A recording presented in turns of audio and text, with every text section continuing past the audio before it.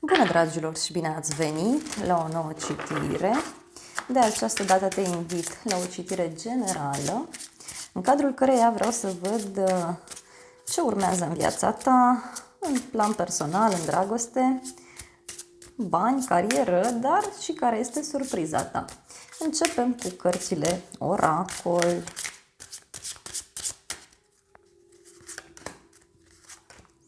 Să vedem.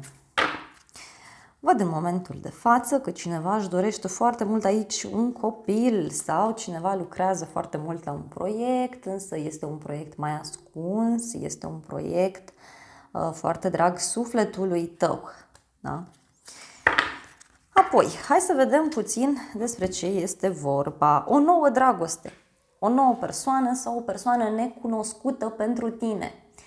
Fie ești cu gândul la o nouă persoană și îți dorești mult să cunoști pe cineva, fie cineva apare în viața ta foarte, foarte rapid. Hai să vedem așadar despre ce este vorba. 10 de spade, după o despărțire dureroasă, văd aici. Unii puteți să aflați de o despărțire, dar și de o nouă relație. Dacă ești împreună cu cineva, ați trecut aici printr-un moment foarte urât, fie chiar ați fost despărțiți, ceva s-a întâmplat. Ceva s-a întâmplat. Văd aici îndrăgostiții, valetul de spade, regina de bâte. Totuși văd o decizie pe care cineva a avut-o de luat sau pentru alții e un moment aici în care chiar tu trebuie să te hotărăști. Hai să vedem despre ce e vorba. 5 de spade, despre un compromis, despre o nedreptate, despre certuri, probleme care țin de oficialitatea relației. Dacă e vorba de un prieten sau de cineva din jurul tău care are astfel de probleme, aici e bine să nu te implici, simt eu să-ți transmit. Hai să vedem ce urmează. Văd că cineva și-a călcat pe suflet. Ce urmează? 3 de cupe. Fie o întâlnire cu niște prieteni, fie o întâlnire cu persoana iubită.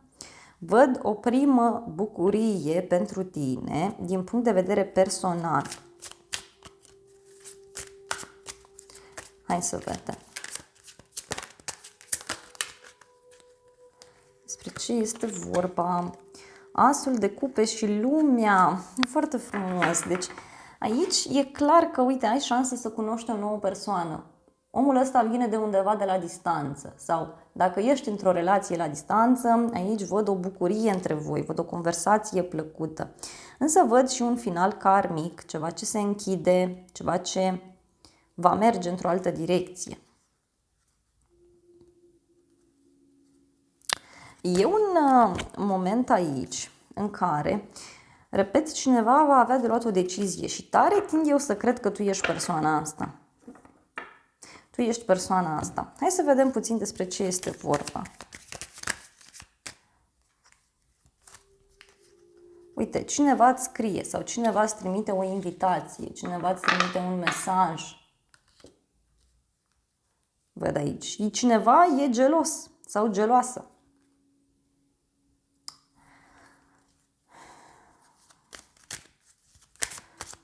Persoana la care tu te gândești, acum poate să fie un prieten sau chiar persoana iubită, omul ăsta are de rezolvat ceva legat de niște acte și îți dă veste că rezolvă. Dar văd și o inamică. Văd o persoană care nu e de acord sau o persoană ușor geloasă.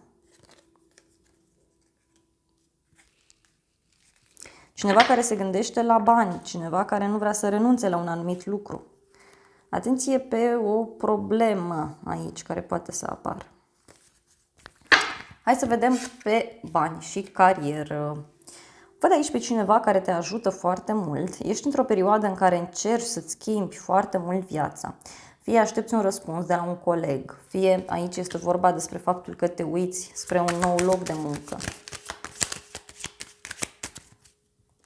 Uite, văd că ceva nu-ți place din punct de vedere financiar, fie o factură care ți-a venit, niște cheltuieli pe care le ai.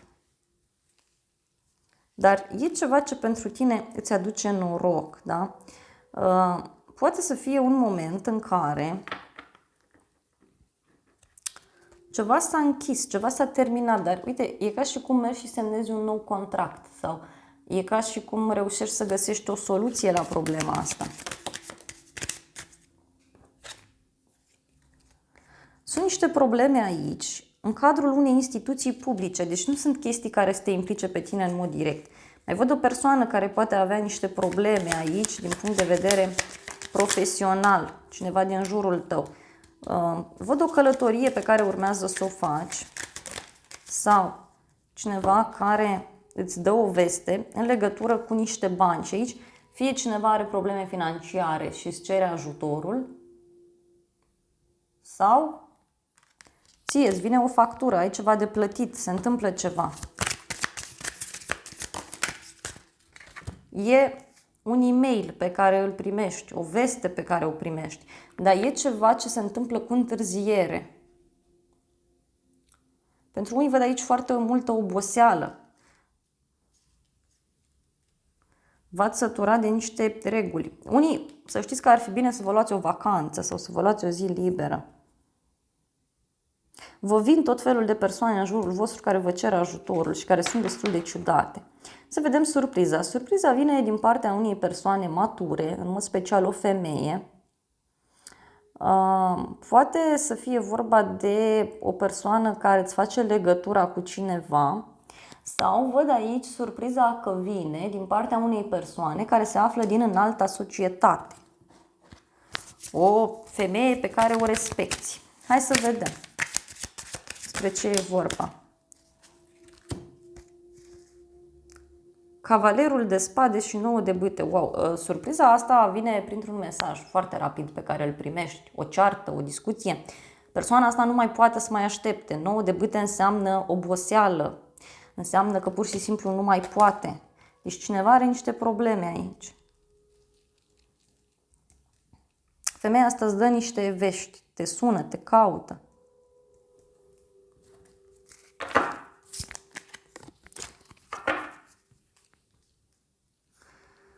Și e ceva legat de o activitate pe care cineva o face. Este o activitate a unui rege de monede care nu convine acestei femei, acestei persoane.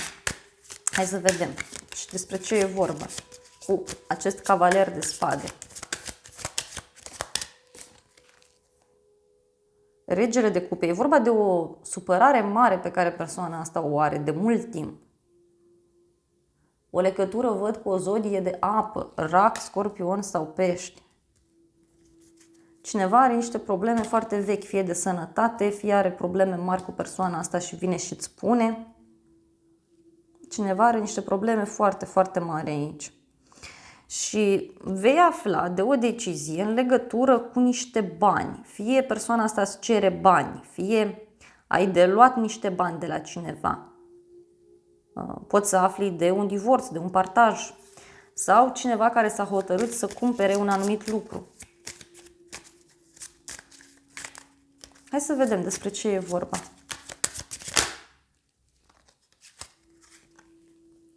Valetul de spade. Persoana asta să știi că te va contacta pentru că va fi curioasă să afle ceva anume. Uite, va dori să-și clarifice ceva legat de relația sa. Hai să vedem valetul de spade.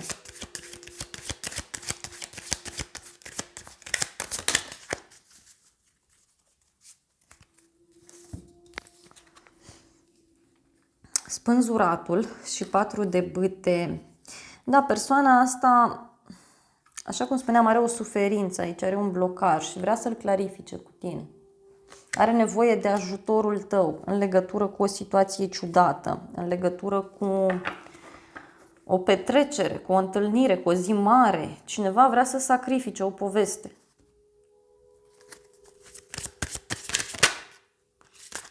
E ceva legat de un copil sau e ceva legat de o femeie, da? O femeie care e matură, o femeie asumată, cineva care poate avea niște probleme financiare sau poate trece printr-o perioadă de transformări.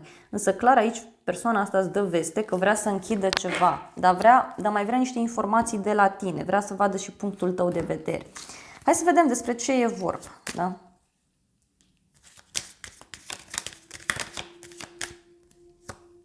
E vorba de un bărbat. Vrea să știe ceva de un bărbat.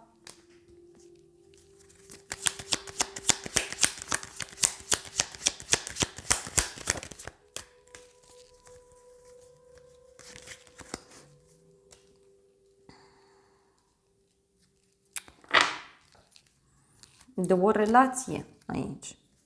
Dar e ceva legat de un final, repet, de o transformare. Foarte ciudat, da? Femeia asta îți va spune că e foarte supărat.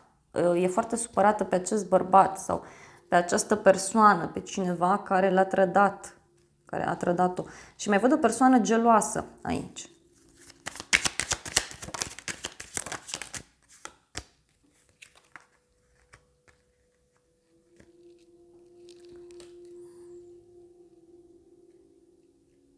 Vezi că persoana asta nu neapărat te suportă foarte mult, dar are nevoie de niște informații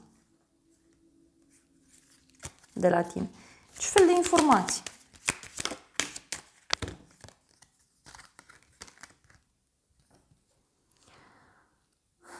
Are nevoie fie să întreții o anumită speranță, fie vrea să știe dacă se mai spere la ceva anume sau nu. Poate e o prietenă care îți cere părerea, nu știu, dar văd foarte multă supărare aici în legătură cu un final. Da? Hai să vedem și o carte oracol, dacă tot suntem aici. Un prieten, deci poate cineva vrea să-ți dea un mesaj, cineva vrea să vă împrieteniți, să discutați, știu eu. Uite, poate să fie cineva de la muncă pentru unii. Sau o femeie independentă, o femeie care e la un anumit nivel. Cineva care te cunoaște, poate să fie o persoană cunoscută pentru unii dintre voi. Sau o persoană care te cunoaște și care, uite, vrea să se apropie de tine. Dar atenție la niște bârfe aici. Aici să știi că vei mai afla de niște lucruri legate de fie un triunghi amoros, fie de povestea ta de dragoste. Da? Aici e o întâlnire de gradul 0, clar. Veți discuta foarte deschis în legătură cu o situație, cu o relație. Este și o relație toxică la mijloc, uite. Multă toxicitate, multă atracție. Deci aici e o întâlnire așa de gradul 0. Ți-am spus, fie o prietenă te caută și spune, uite, ajută-mă, dar chiar și așa fi foarte atent sau atentă. Fie pentru alții e vorba de o a treia persoană. Da? Uite, ți se spune să fii foarte atent cu banii tăi. Și ți se spune că ceva mare este în drumul tău. Ascultă-ți corpul, nu te mai compara și ia o decizie. Sau cineva ia o decizie în legătură cu o poveste. Foarte frumos. Cineva va risca. Uite, cineva va pleca și va risca.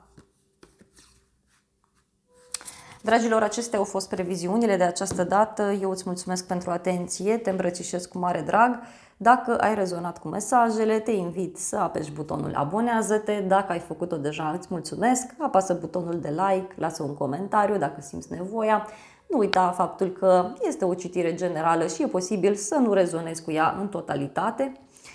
Și de asemenea te invit să apeși butonul alătură-te, asta dacă vrei să-mi susții activitatea. Îți mulțumesc pentru că distribui videoclipurile și pentru că mi ești alături, te îmbrățișez și îți doresc multe gânduri bune, să ai parte de o zi sau de o seară cât mai frumoasă.